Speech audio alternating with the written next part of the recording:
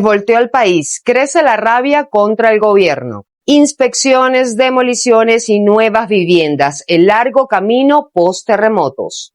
Hasta cumplir la misión, Comando Sur advierte que se mantendrá en Venezuela. Les contamos. Estas son las principales noticias que marcan la jornada de este lunes 13 de julio de 2026 en Impacto Venezuela.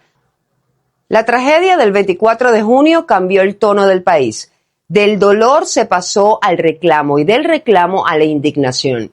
En las calles crece la sensación de abandono mientras el gobierno encargado evita hablar de cambios políticos y la población insiste en exigir respuestas.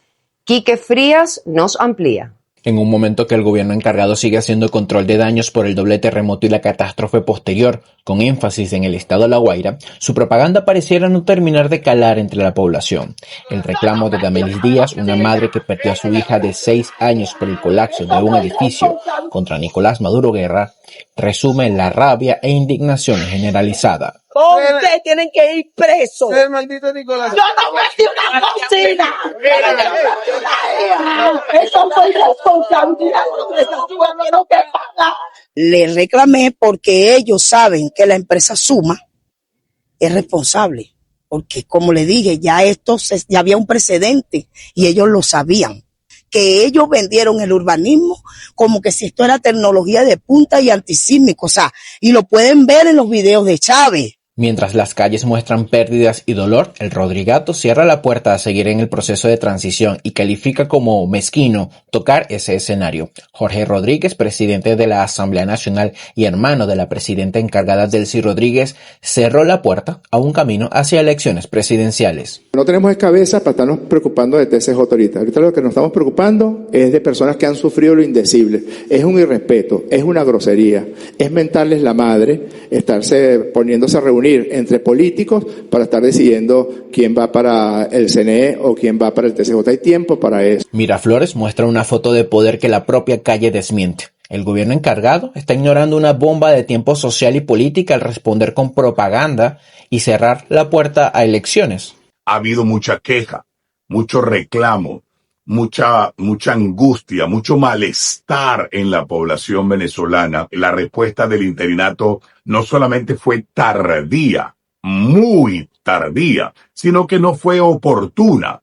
Hay denuncias que hacen las propias comunidades con relación a que la ayuda no llegó en algunas zonas hasta 72 horas después. 3 días después de los terremotos fue que llegó la ayuda y eso se observa, se palpa en el malestar, en la rabia, en la ira que tienen muchos venezolanos al día de hoy. El reclamo electoral sigue latente a pesar de la desgracia social por el doblete sísmico. El último estudio de Atlas Intel mostró que más del 60% de los venezolanos considera que, antes de seguir con la reconstrucción del país, es necesario seguir adelante con un proceso que conduzca a elecciones libres y justas. Gente en Venezuela, lo que más quiere son elecciones presidenciales. Y los venezolanos sabemos votar, sabemos elegir, sabemos lo que tenemos que hacer porque ya lo hicimos el 28 de julio del 2024 y lo que toca es hacer exactamente lo mismo. Van a decir que nosotros no podemos hacer elecciones, pero para poder tener independencia y libertad, lo primero que tenemos que tener es un gobierno que haya sido producto de una elección popular. La tragedia, que deja hasta el momento 4.490 fallecidos y más de 20.000 afectados, dejó al país frente a una verdad difícil de maquillar. El dolor no se administra solo con propaganda ni con fotografías oficiales. La población clama por soluciones a sus demandas. Dice sentir una orfandad desde el poder. Nada con el Estado, con gobierno, entonces la gente organizada. Huérfano de Estado. Así es. Los venezolanos somos así, unidos somos más. Reportó para ustedes Quique Frías. Impacto Venezuela. Momento de interactuar con la pregunta del día de Impacto Venezuela, disponible de lunes a viernes en todas nuestras plataformas digitales. La de hoy es la siguiente. El ánimo de todo el país cambió, incluso en los propios partidarios del gobierno venezolano que resultaron afectados por los terremotos. Pero, ¿Crees que estamos ante una bomba de tiempo social? Argumenta tu respuesta, los comentarios están a tu disposición, te leemos en la emisión estelar. Los terremotos también dejaron otra evidencia. La información oficial no fue suficiente para explicar la dimensión del desastre. Fueron los corresponsales internacionales quienes mostraron al mundo el dolor, la destrucción y las denuncias que surgieron en medio de la emergencia. Juliana Palmar nos cuenta. Mientras el gobierno controlaba el flujo de información, decenas de corresponsales extranjeros llegaron a Venezuela para cubrir una de las peores tragedias de su historia reciente. Agencias internacionales, cadenas de televisión de Europa, Estados Unidos y América Latina convirtieron al país en noticia mundial. Gracias a esa cobertura, fue posible conocer más allá de las cifras oficiales la magnitud de la destrucción, el testimonio de las víctimas y las primeras denuncias sobre las fallas en la atención de la emergencia en un contexto donde el periodismo independiente continúa enfrentando restricciones para informar. Yo estuve en Gaza y los destrozos sí fueron impresionantes, impactantes, pero acá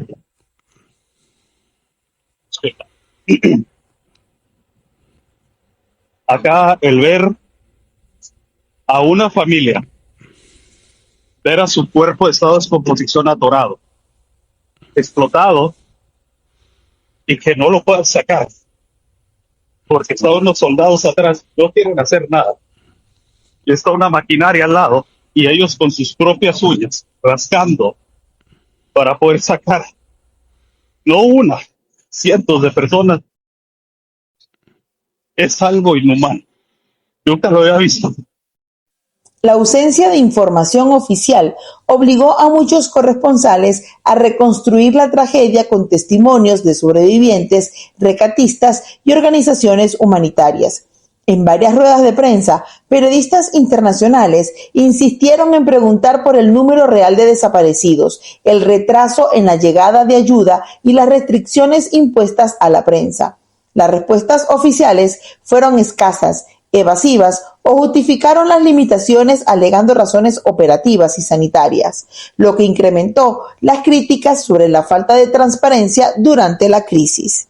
Claro, ayer vi en muchos medios internacionales la burocracia en Venezuela impide la llegada de rescatistas internacionales. Estamos investigando porque un grupo de rescate aparentemente no pudo llegar, pero los que no se les tramitaron las visas.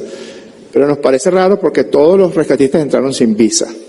Claro, todos tenemos que investigarlo. Pero ojalá, claro que ustedes pueden escudarse en el tema de la objetividad. Eso es exactamente lo que nosotros queremos. Si nos hemos equivocado en algo, bueno, nos equivocamos. Veamos cómo lo resolvemos. Veamos cómo lo corregimos. Pero la cobertura también dejó al descubierto una serie de irregularidades. Organizaciones de libertad de prensa documentaron restricciones de acceso a las zonas más afectadas, exigencia de acreditaciones especiales, impedimento para grabar, hostigamientos. También denunciaron intentos de condicionar la difusión de información mientras aún continuaban las labores de rescate. Entonces, la cobertura de los medios de comunicación pudo abrir una pequeña brecha de cara a la prensa libre, de cara a que internacionalmente se supiera lo que está ocurriendo en Venezuela, y eso fue fundamental. El ejercer el periodismo, casi que es un periodismo de guerra, donde puedes terminar detenido o procesado o en el exilio, y eso ha continuado. Y la tragedia lo ha aumentado. ¿Por qué? Porque no quieren que se vea la realidad de un Estado que fue negligente e inoperante ante una tragedia. En un contexto donde las cifras de fallecidos ya está en 4.490 personas y 16.740 heridos, según el último balance oficial, la tragedia también golpeó al periodismo venezolano. Según el Sindicato Nacional de Trabajadores de la Prensa, confirmó la muerte de 12 trabajadores de la prensa como consecuencia de los terremotos, mientras otros colegas resultaron heridos, perdieron sus viviendas o continúan enfrentando las secuelas de la emergencia. Un recordatorio de que en esta cobertura informar también significó asumir riesgos y pagar un alto costo humano. Para Impacto Venezuela, Juliana Palmar. Venezuela ahora entra en una etapa mucho más larga y compleja. Recuperar edificios, redefinir ciudades y encontrar una solución para miles de familias que perdieron sus hogares en medio de un desastre natural y una crisis económica galopante. El informe con María José Prado.